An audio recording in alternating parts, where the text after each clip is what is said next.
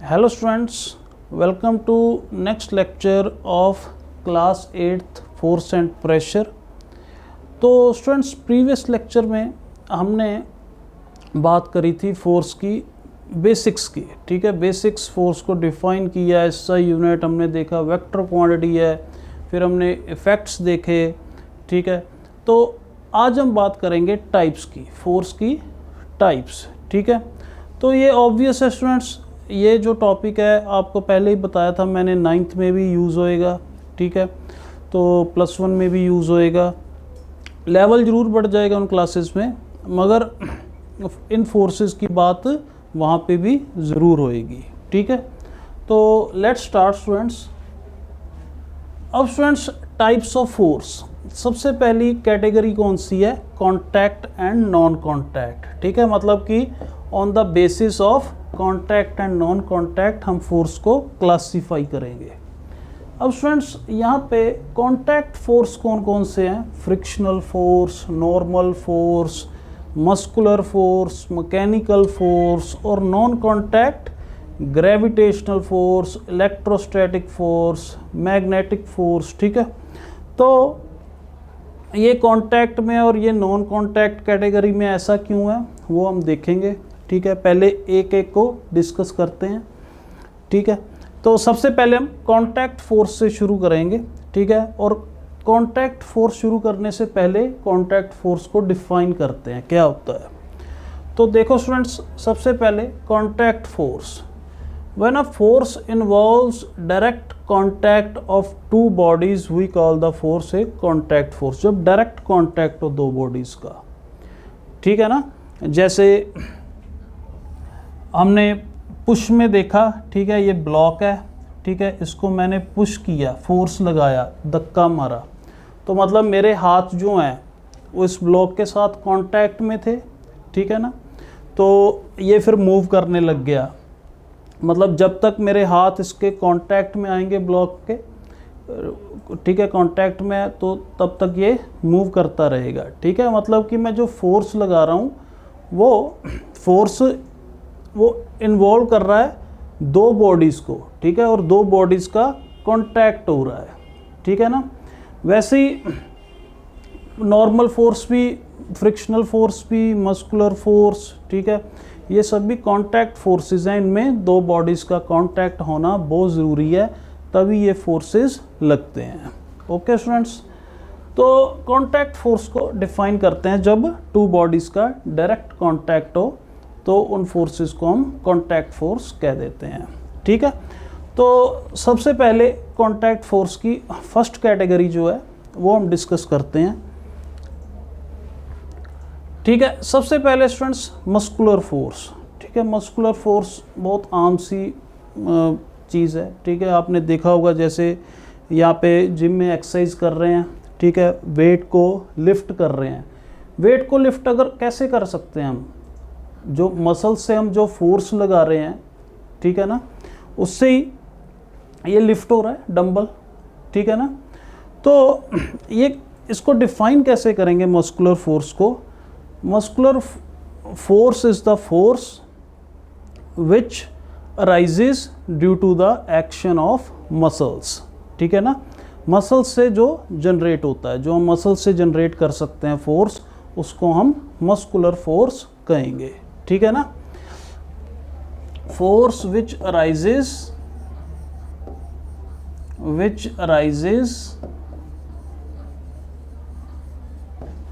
Due to action of muscles, या which is generated due to action of with the action of muscles, कैसे भी लिख लो, meaning same होना चाहिए, ठीक है।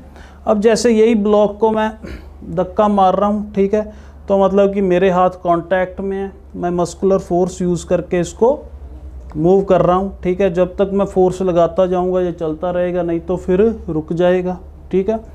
तो muscular force is a example of contact force. Okay students, जैसे कोई भी एक्सरसाइज कर रहे हो जिम में, ठीक है, चाहे वेट लिफ्टिंग कर रहे हो, चाहे आप रनिंग कर रहे हो, सभी में मसल्स का एक्शन हो रहा है, ठीक है। तो ये फर्स्ट टाइप थी। सेकंड टाइप देखो, फ्रिक्शनल फोर्स। फ्रिक्शनल फोर्स का मतलब अलग ही चैप्टर है, जो नेक्स्ट चैप्टर 8th में आता है फिजिक्स का, वो फ्रिक्शन है। उसमें फ्रिक्शन की हम बहुत डिटेल डिस्कशन करते हैं, ठीक है। यहाँ पे मैं सिंपल तरीके से डिफाइन करूँगा इसको। अब स्टूडेंट्स हुआ क्या, इस पिक्चर में देखो, ये FA क्या है, FA is the force applied, ठीक है। ये फोर्स जो मैंने लगाया, जो मस्कुलर फोर्स है, ये this is a muscular force, ठीक है। मैंने इस डायरेक्शन में फोर्स लगाया, this is FA, this is FA, ठीक है।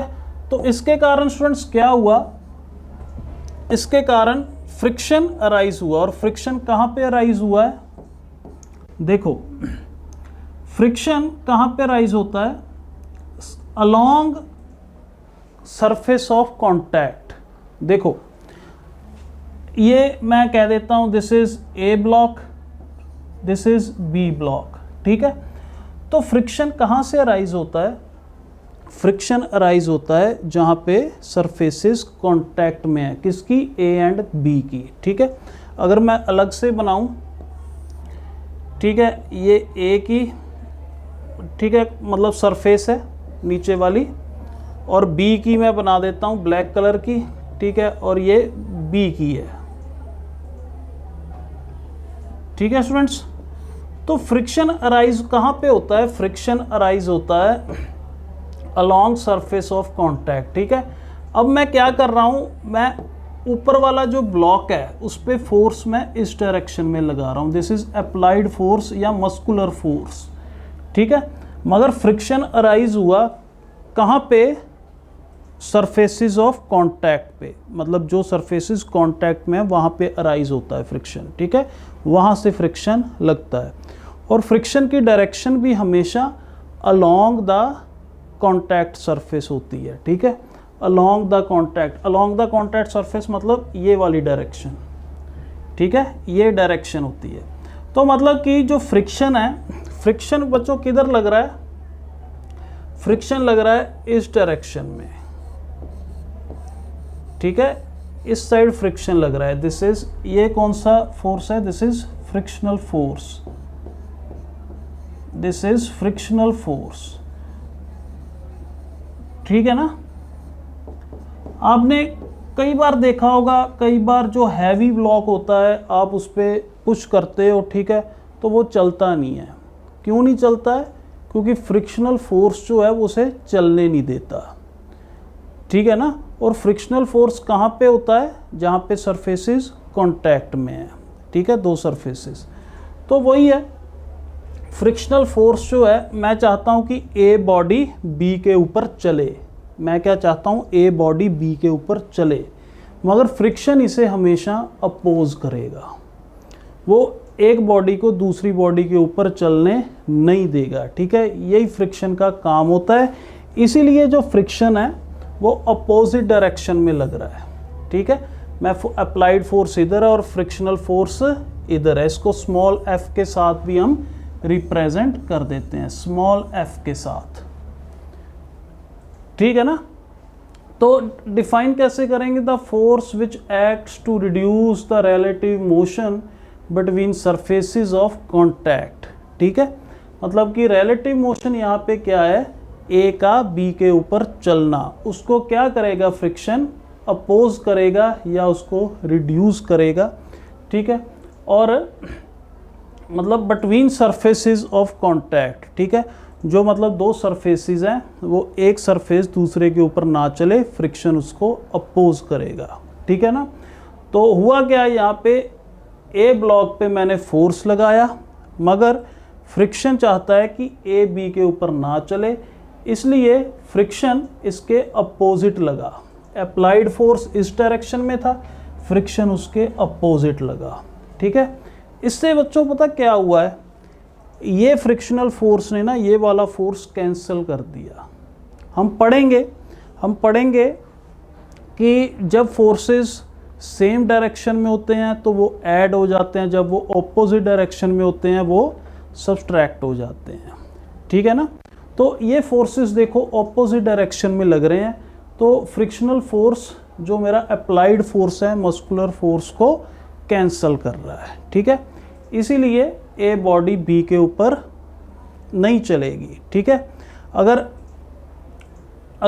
मतलब चलती भी है तो इसका मतलब ये है कि आपने अप्लाइड फोर्स फ्रिक्शनल फोर्स से ज़्यादा लगा दिया तो बॉडी चलने लग गई, मगर फ्रिक्शनल फोर्स हमेशा कॉन्टिन्यूसली ए बॉडी को मतलब कि बी के ऊपर चलने से रोकेगा, ठीक है, कंटिन्यूसली रोकता जाएगा।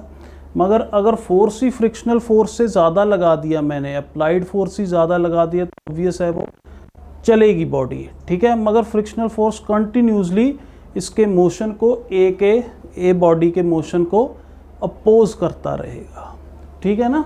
तो विच रिड्यूस मतलब उसको कम करे या अपोज करे, रोके, ठीक है।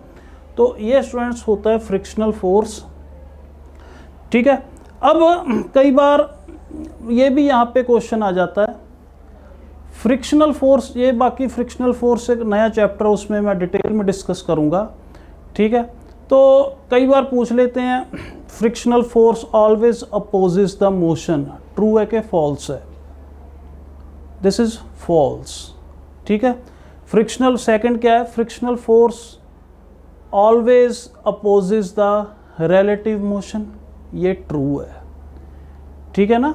मोशन को वो अपोज भी कर सकता है और सपोर्ट भी करता है मोशन को, ठीक है। फ्रिक्शन सपोर्ट भी करता है, जैसे हम वॉक करते हैं, साइकिलिंग करते हैं, ठीक है, मतलब कि फ्रिक्शन की वजह से ही हो रहा है, ठीक है। फ्रिक्शन ही हमें, जब हम रन करते हैं तो फ्रिक्शन ही हमें दौड़ाता है, ठीक है, मतलब वहाँ पे फ्रिक्शन मोशन को सपोर्ट कर रहा है, ठीक है। फ्रिक्शन हमेशा रिलेटिव मोशन को अपोज करता है, ठीक है, मोशन को हमेशा अपोज नहीं करता, मोशन को वो सपोर्ट भी कर सकता है मगर रिलेटिव मोशन को अपोज करेगा। रिलेटिव मोशन का मतलब एक बॉडी का दूसरी बॉडी के ऊपर चलना, फ्रिक्शन उसको अपोज करेगा, ठीक है ना। मोशन को वो ज़रूर सपोर्ट कर सकता है। ये थोड़ी चीज़ें हैं जो मैं फ्रिक्शन चैप्टर में काफ़ी डिटेल में आपको समझाऊंगा, ठीक है। अभी आप सिंपली इसको याद रखो, frictional force along surface of contact पे जनरेट होता है, ठीक है, और वो हमेशा ए बॉडी की सरफेस को बी बॉडी की सरफेस के ऊपर चलने नहीं देगा, ठीक है, उसको रोकेगा, ठीक है। बाकी फ्रिक्शन बहुत बड़ा चैप्टर है, बहुत अच्छा भी चैप्टर है और कम्प्लेक्स भी है, ठीक है। तो इसे फ्रिक्शन चैप्टर में ही हम डिस्कस करेंगे ये चीज़ें, ठीक है। बेसिक चीज़ें मैंने आपको बता दी, डायरेक्शन बता दी कहाँ पे लगता है, ठीक है, और क्या करना चाहता है फ्रिक्शन। बाकी हम डिटेल डिस्कशन होएगी इसकी नेक्स्ट चैप्टर में, ठीक है, जो कि फ्रिक्शन ही है जिसका नाम। चलो अब नेक्स्ट स्टूडेंट्स देखो नॉर्मल फोर्स। अब नॉर्मल फोर्स क्या होता है इसको भी समझो। अब फ्रिक्शन और नॉर्मल में ना एक अटूट रिश्ता होता है, जहाँ पे नॉर्मल फोर्स है वहाँ पे फ्रिक्शन भी आएगा, जहाँ पे फ्रिक्शन है वहाँ पे नॉर्मल फोर्स भी आएगा। देखो मैंने क्या कहा था कि जो फ्रिक्शनल फोर्स है वो सरफेसेस ऑफ कांटेक्ट के अलोंग लगता है, ठीक है। जैसे मैंने देखा प्रीवियस एग्जांपल में ये सरफेसेस ऑफ कांटेक्ट के अलोंग लगता है, ठीक है। अगर यही डायग्राम की अगर बात करी जाए, ठीक है, अब ए वाला ब्लॉक है, ए वाले ब्लॉक का देखो, जैसे आपको मैं सिंपल एग्जांपल देता हूँ। एक टेबल पे एक बुक रखी हुई है और बुक का वेट है, ठीक है, बुक का मास होता ही है, मास के कारण उसका वेट है, ठीक है। तो ये वेट किसके कारण होता, वेट होता क्या है वैसे? वेट होता है फोर्स, जिस फोर्स से अर्थ उस बॉडी को अपनी तरफ खींच रही है, ठीक है, फोर्स ऑफ ग्रेविटी, उसी को ही हम वेट कह देते हैं। अब मान लो बुक जो है वो टेबल पे पड़ी है। अब बुक, चलो मैं इसको बना देता हूँ। स्टूडेंट्स नेक्स्ट देखो नॉर्मल फोर्स। अब स्टूडेंट्स नॉर्मल फोर्स जो है, ठीक है, कांटेक्ट सरफेस मतलब कांटेक्ट फोर्स है, ठीक है, और जो सरफेसेस कांटेक्ट में है वहीं पे ही ये जनरेट होता है, ठीक है। जैसे कि अब आप देखो फ्रिक्शनल फोर्स हमने देखा जो हालांकि दो ब्लॉक्स हैं, ठीक है,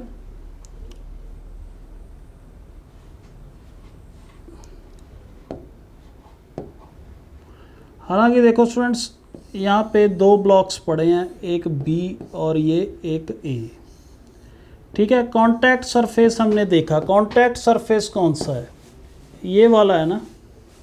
तो हमने देखा कि जो फ्रिक्शन है वो हमेशा अलोंग द कांटेक्ट सरफेस लगता है, ठीक है। मगर नॉर्मल फोर्स, नॉर्मल का मीनिंग ही क्या होता है, परपेंडिकुलर, ठीक है। नॉर्मल फोर्स तब लगता है जब सरफेसेस मतलब कि कांटेक्ट सरफेसेस के परपेंडिकुलर लगता है नॉर्मल फोर्स, ठीक है। नॉर्मल का नाम ही परपेंडिकुलर होता है, ठीक है ना। तो मतलब नॉर्मल फोर्स हमेशा ऐसे लगेगा, ठीक है, परपेंडिकुलर हमेशा इससे, और फ्रिक्शन हमेशा अलोंग होएगा। ये फ्रिक्शन है और ये नॉर्मल, ठीक है। थोड़ा सा मैं आपको और समझाता हूँ। जैसे स्टूडेंट्स मैं आपको एक एग्जांपल देता हूँ। टेबल पे एक टेबल है, टेबल पे बुक पड़ी हुई है, ठीक है, टेबल पे बुक पड़ी है। तो ऑब्वियस है स्टूडेंट्स बुक का वेट होएगा। वेट एक्चुअल में क्या होता है, weight is the force with which earth is attracting the body. जिस फोर्स से अर्थ जो है वो बॉडी को अट्रैक्ट करती है उसी को ही हम वेट कहते हैं, ठीक है ना। तो जैसे ये बुक है, इसका वेट है, और वेट हमेशा किधर होएगा, नीचे की तरफ, ठीक है, अर्थ की तरफ होएगा, ठीक है ना। जैसे सिंपल लैंग्वेज में आपको मैं समझाऊं, ये अगर अर्थ है, ठीक है, ये एक बॉडी है, तो अर्थ बॉडी को अपनी तरफ खींचेगी ना, अट्रैक्ट करेगी, उसी फोर्स को हम वेट कह देते हैं, ठीक है। तो इसी को ही हम वेट कह देते हैं। तो अब स्टूडेंट्स ये जो बुक है वेट के कारण नीचे क्यों नहीं गिर रही। जैसे ये पेन है, ठीक है, इसको मैंने छोड़ दिया, ये अपने वेट के कारण नीचे गिर रहा है। अब ये बुक क्यों नहीं गिर रही, वो इसलिए नहीं गिर रही क्योंकि जो टेबल है ये बुक पे नॉर्मल लगा रहा है इस डायरेक्शन में।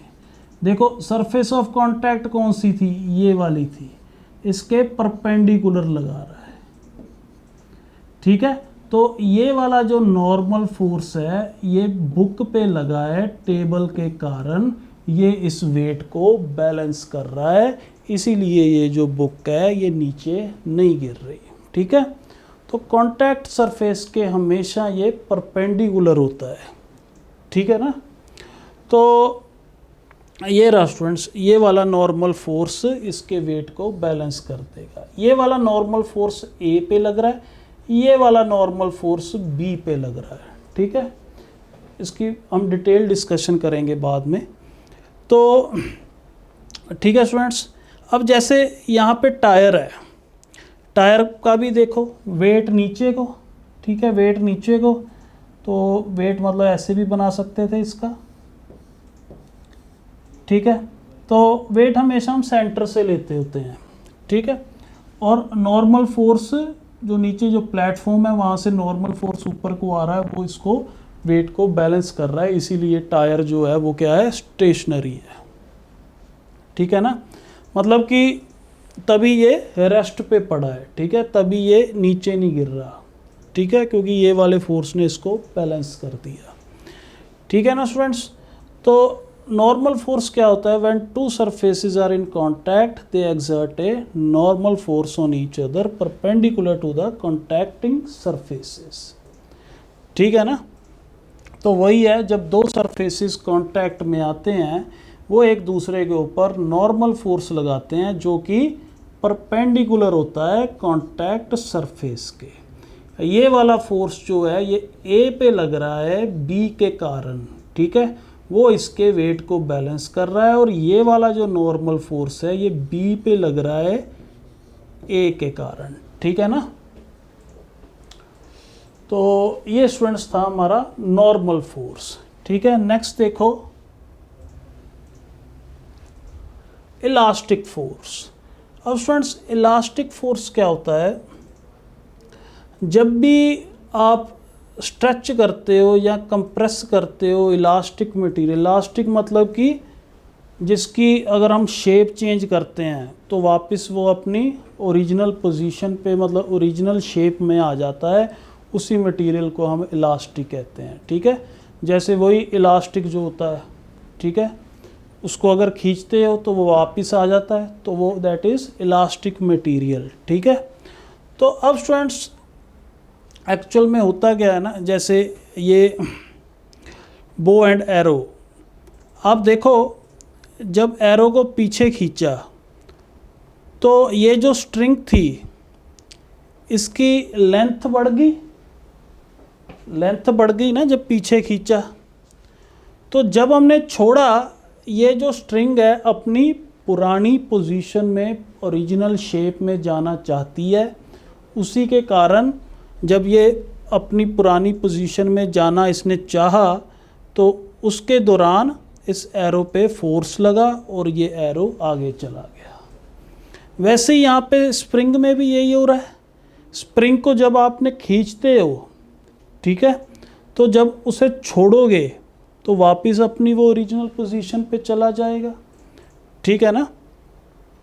तो मतलब कि जितना आपने जब उसको खींचा फोर्स लगाया, ठीक है, जब उसको छोड़ दिया तो मतलब कि उसके अंदर जो फोर्स जनरेट हो रहा है ना, उसको हम रिस्टोरिंग फोर्स कहते हैं, वो उसे अपनी ओरिजिनल पोजीशन पे ओरिजिनल लेंथ पे लेकर जाता है। जैसे ये देखो मैंने खींचा उसे, अब छोड़ दिया, अंदर जो रिस्टोरिंग फोर्स अंदर जनरेट हुआ वो उसको अपनी ओरिजिनल शेप में ले गया, ठीक है ना।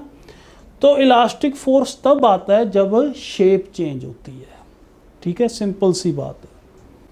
एज यू स्ट्रेच और compress N elastic material, compress भी कर सकते हैं, स्प्रिंग को कंप्रेस करके देखो फिर छोड़ दो, ठीक है, उसमें जो रिस्टोरिंग फोर्स आ जाएगा वो ऑपोजिट डायरेक्शन में आएगा, जो उसको दोबारा अपनी पोजीशन में ले जाएगा। देखो सीधी सी बात है, ये अगर स्प्रिंग है, ठीक है, इसको मैंने खींच के बड़ा कर दिया तो रिस्टोरिंग फोर्स किधर आया, इस तरफ आया, वो उसको अपनी ओरिजिनल पोजीशन पे ले आया, ठीक है। जब इसे मान लो मैंने कंप्रेस किया, ठीक है, मतलब वो कंप्रेस कर दिया इसे, ठीक है, तो जो रिस्टोरिंग फोर्स आएगा वो इस डायरेक्शन में आएगा ताकि वो अपनी ओरिजिनल पोजीशन, ये ओरिजिनल पोजीशन है, दिस इज ओरिजिनल पोजीशन, ठीक है। जब उसे स्ट्रेच किया, खींचा, तो रिस्टोरिंग फोर्स इस तरीके से आएगा, उसको अपनी ओरिजिनल पोजीशन पे ले जाएगा। जब मैंने कंप्रेस किया तो रिस्टोरिंग फोर्स इस तरीके से आएगा, उसको अपनी ओरिजिनल पोजीशन पे ले जाएगा, ठीक है। एज यू स्ट्रेच और compress N elastic material like a rubber band, spring and elastic code, ठीक है, इलास्टिक कोड भी कह सकते हैं इसको। It resist the change in shape, ठीक है, तो मतलब कि अपोज तो करती है, ठीक है, तभी तो हमें फोर्स लगाना पड़ता है। It exerts A counter force in the opposite direction, ठीक है। जैसे देखो इस स्प्रिंग को खींचते टाइम हमने फोर्स किधर लगाया, इस पे फोर्स लगाया इस डायरेक्शन में, ठीक है, खींचते गए, जब मैंने छोड़ दिया तो ये जो काउंटर फोर्स था वो उसको अपनी ओरिजिनल पोजीशन में ले गया, ठीक है।